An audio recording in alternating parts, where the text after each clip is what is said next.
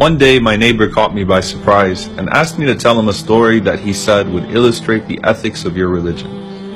A story that he said would persuade me and help me appreciate Islam. The question completely startled me, but I quickly realized the famous story about an imam in London. Several years ago, an imam moved to London. He used to take the same bus every single day with the same driver to a stop near his mosque. One day as he was riding, he paid the bus fare and sat down, realizing that the driver had mistakenly given him an additional 40 pence. When the imam sat down, he considered keeping the extra change since it was an insignificant amount anyway. But as he was deboarding, he felt guilty and handed the 40 pence back to the driver and said, "Sir, I think you gave me too much change." The driver smiled and said, "Aren't you the new imam in this area? You know, lately I've actually been thinking about stopping by your mosque and learning about Islam. But before I did that, I wanted to see what you would do if I gave you extra change." As the imam stepped off of the bus, he was so shaken by the incident that he grabbed the pole, looked up to the sky, and cried out, "Oh Allah, I almost sold Islam for 40 pence. My neighbor said, "Let's face it though, if it was a significant amount of money, the imam would have kept it." I insisted that this was the inherent nature of the Muslim and he would have given it back even if it was 40,000 pounds. But he shook his head in disapproval, indicating he wasn't impressed. I didn't think that my neighbor thought much of the imam story. I thought he'd probably forgotten about it by the next day. Little did I know that just as the bus driver tested the imam, my neighbor wanted to test me by leaving a bag of a ton of money in the parking garage. I had no clue he was watching. I must admit, it was a whole lot of money, but I really didn't think twice about it. I acted in accordance with what my conscience and religion commanded me to do, knowing that if the Prophet Muhammad, peace be upon him, was in my shoes, he would have done the same.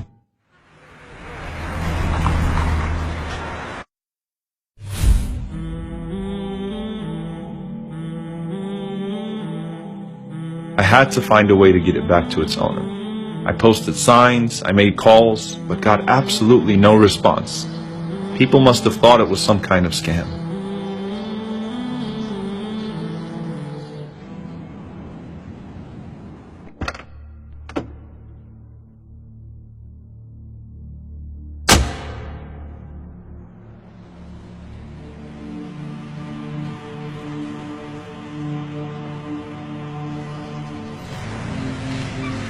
My neighbor says to me, "Muslims can't be tempted, huh?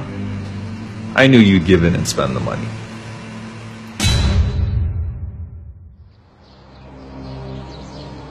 So I told him what happened.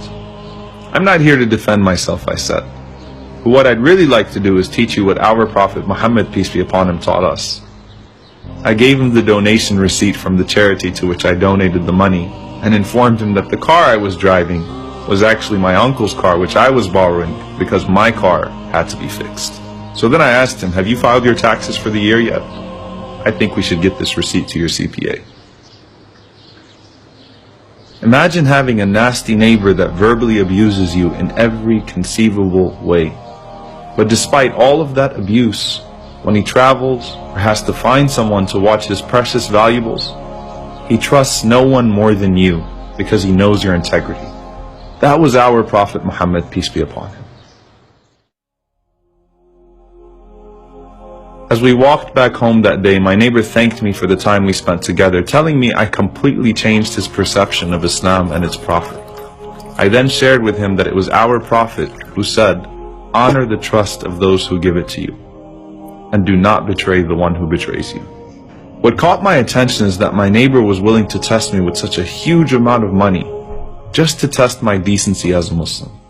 إِنَّا عَرَضْنَا الْأَمَانَةَ عَلَى السَّمَاوَاتِ وَالْأَرْضِ وَالْجِبَالِ فَأَبَيْنَ أَنْ يَحْمِلْنَهَا وَأَشْفَقْنَ مِنْهَا وَحَمَلَهَا الْإِنسَانُ إِنَّهُ كَانَ ظَلُومًا جَهُولًا.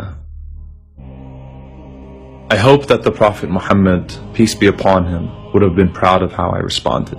Rasulullah, we testify that you have fulfilled your trust and conveyed to us the message. We only pray that we can continue to convey on your behalf without betraying your trust.